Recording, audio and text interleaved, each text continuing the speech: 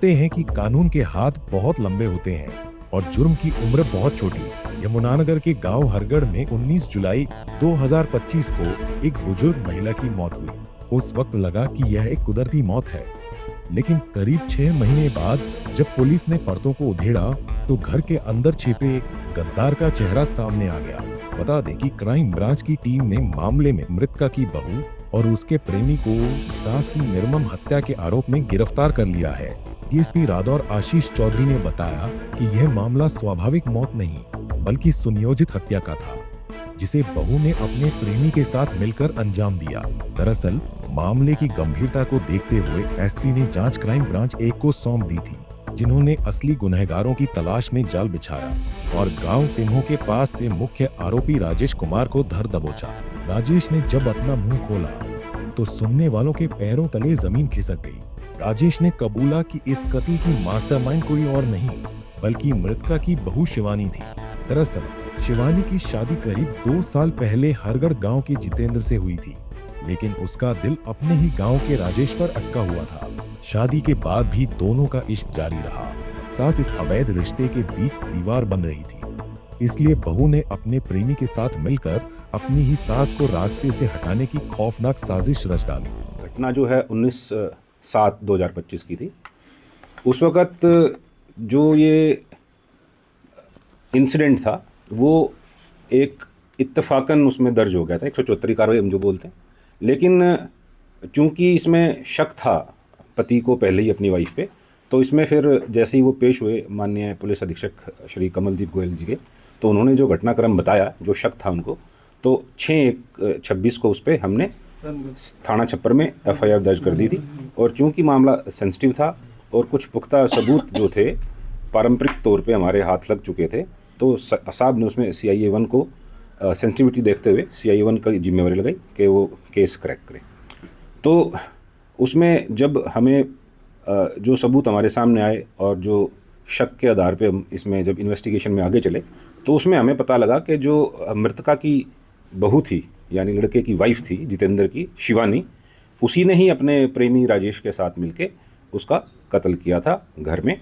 तो वो जो हमारी, जैसे मैंने कहा आपको कि पारंपरिक और जो हमारी साइंटिफिक इंटेरोगेशन दोनों मिक्स होके हमने ज़ीरोइंग किया और उनको कल वो लड़का हमने गांव तिम्हो से, वो मामली वाले के रहने वाला था, तो तिम्हो से हमने उसको अरेस्ट कर लिया। लड़की भी पीछे उसी गांव की थी और उसकी शादी यहाँ हरगढ़ में जितेंद्र के साथ हुई थी, जो मृतका कमलेश है, जितेंद्र की मदर थी। सर इंसिडेंट था क्या, मारा क्यों उसने? देखिए, जो बात निकल के आई है अब, वो ये निकल के आई है कि जब इनकी शादी हुई थी शिवानी की और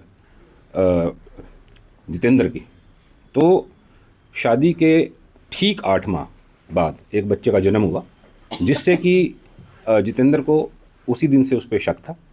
और कुछ दिनों बाद उनका आपस में ये खुलासा भी हो गया था, जिसमें शिवानी ने इस बात को एडमिट कर लिया था कि मेरा शादी से पहले एक अफेयर था राजेश नाम के व्यक्ति से, और उसके बाद इनकी आपस में ये समझौता भी हो गया था कि आज के बाद मैं नहीं मिलूँगी।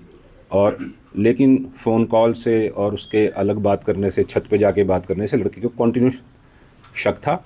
और जो मोटिव था शिवानी का, वो ये था कि जब तक, क्योंकि जो जितेंद्र है वो फैक्ट्री में कार्यरत था, काम करता था, घर से बाहर रहता था, लेकिन उसकी जो मदर थी वो वृद्धा होने के कारण घर में रहती थी, और वो उनके बीच का एक कांटा थी जिसको कि उन्होंने आपस में साजबाज होके अपने रास्ते से हटा दिया। मर्डर कैसे किया था जी?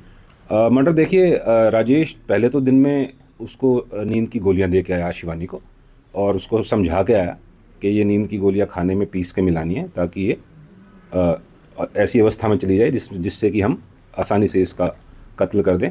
लेकिन वो जब नींद की गोलियां खिला दी और पूरी तरीके से असर नहीं हुआ, तो फिर उस पर उसका गर्दन पे चोट मार के डंडे से, कीलनुमा डंडा था, उसके बाद उसका पैर बांध के और दम घोट के उसको मार दिया। ये जो है पोस्टमार्टम में भी इस चीज़ की जो है पुष्टि हुई है।